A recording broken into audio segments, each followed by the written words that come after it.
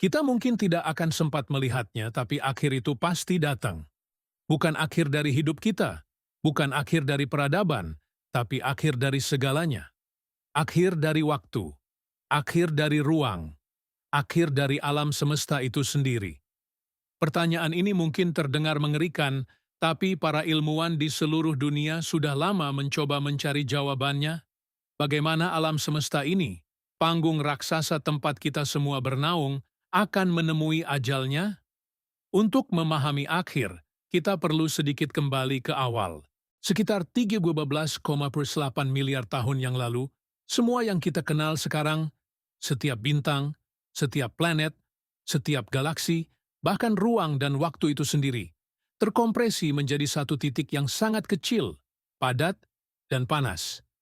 Lalu, dalam sekejap, titik itu meledak dalam sebuah peristiwa dahsyat yang kita sebut sebagai Big Bang atau ledakan dahsyat.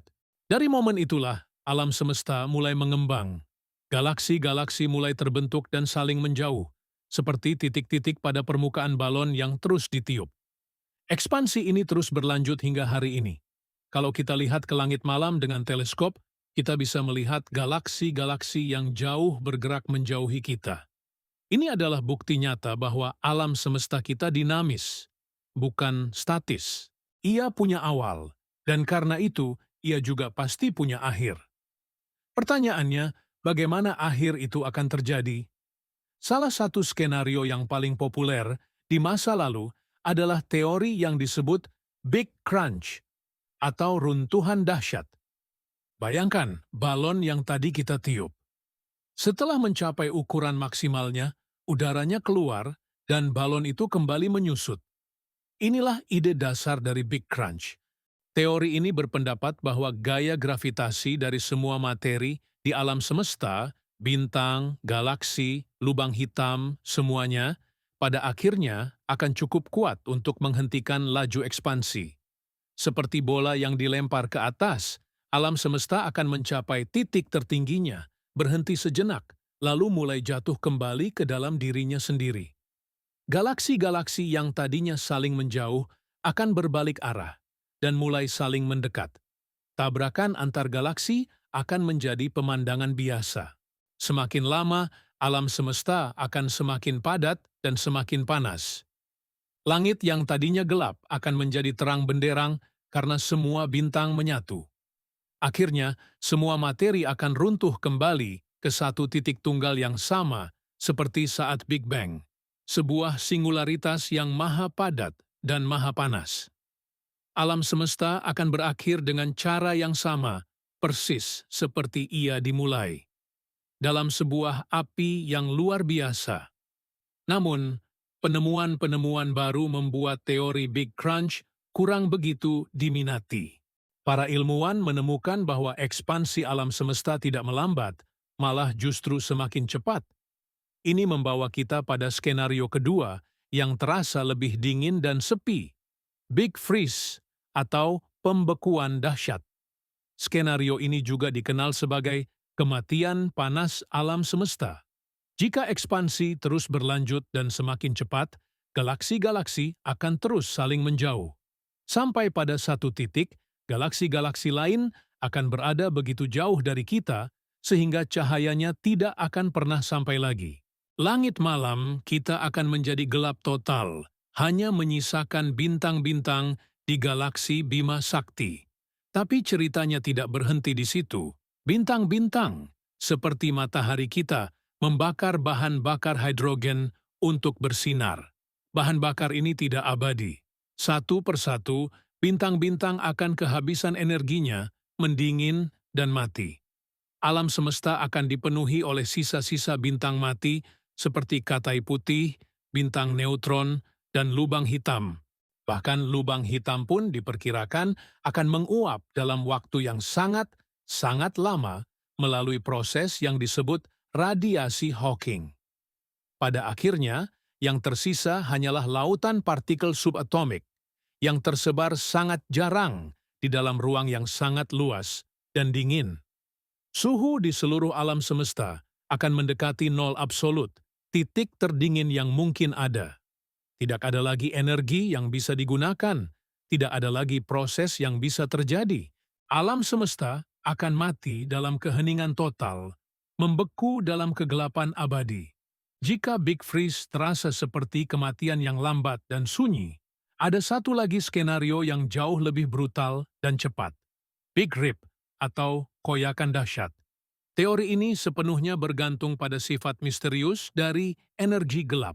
Kekuatan tak terlihat yang dipercaya sebagai penyebab percepatan ekspansi alam semesta. Dalam skenario Big Rip, kekuatan energi gelap ini tidak stabil. Alih-alih konstan, ia justru semakin kuat seiring berjalannya waktu. Bayangkan sebuah peregangan yang tidak pernah berhenti, dan malah semakin kencang. Awalnya, kekuatan ini hanya akan memisahkan kluster-kluster galaksi. Lalu, seiring kekuatannya bertambah, ia akan cukup kuat untuk mengalahkan gravitasi yang mengikat galaksi itu sendiri. Bintang-bintang akan tercabik-cabik dari orbitnya dan terlempar ke dalam kehampaan. Kekuatan energi gelap akan terus meningkat hingga ia bisa mengalahkan gaya yang menahan planet-planet di tata surya. Bumi akan terkoyak dari matahari. Kemudian, kekuatan itu akan cukup dahsyat untuk merobek planet itu sendiri, memisahkan atom-atom yang menyusun tubuh kita. Pada detik-detik terakhir, bahkan inti atom pun tidak akan sanggup bertahan. Dalam sekejap, semua materi di alam semesta akan hancur lebur menjadi partikel-partikel elementer yang tidak terikat, tersebar dalam kehampaan. Ini adalah akhir yang paling dramatis, di mana struktur ruang waktu itu sendiri terkoyak. Jadi, di antara tiga skenario mengerikan ini, runtuh dalam api, membeku dalam es, atau terkoyak menjadi serpihan, mana yang paling mungkin terjadi? Berdasarkan apa yang sains temukan sejauh ini, bukti-bukti lebih condong ke arah Big Freeze. Pengamatan terhadap supernova yang jauh dan radiasi latar kosmik menunjukkan bahwa ekspansi alam semesta memang dipercepat oleh energi gelap. Dan sejauh yang kita tahu, kepadatan energi gelap ini tampak konstan. Tidak cukup kuat untuk menyebabkan Big Rip, tapi cukup untuk melawan gravitasi dan mencegah Big Crunch. Jadi, untuk saat ini, nasib yang paling mungkin bagi alam semesta kita adalah kematian yang dingin, gelap, dan sunyi. Tapi, perlu diingat, ini semua berdasarkan pemahaman kita saat ini. Kita baru tahu tentang energi gelap selama beberapa dekade. Sifat aslinya masih menjadi salah satu misteri terbesar dalam fisika. Jika sifat energi gelap ternyata berbeda dari yang kita duga, skenario akhir pun bisa berubah. Ini membawa kita pada satu spekulasi terakhir. Jika alam semesta berakhir, misalnya dalam sebuah Big Crunch, apakah itu benar-benar akhir?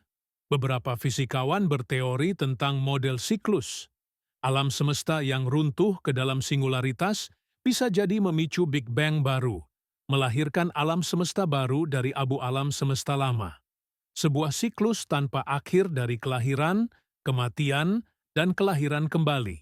Bahkan dalam skenario Big Freeze, ada spekulasi liar tentang kemungkinan fluktuasi kuantum dalam kehampaan yang bisa, secara kebetulan, memicu Big Bang baru setelah triliunan tahun. Tentu saja, ini semua masih di luar jangkauan pembuktian kita. Tapi pemikiran ini memberikan sedikit perspektif yang berbeda. Mungkin, akhir bukanlah sebuah titik, melainkan sebuah koma.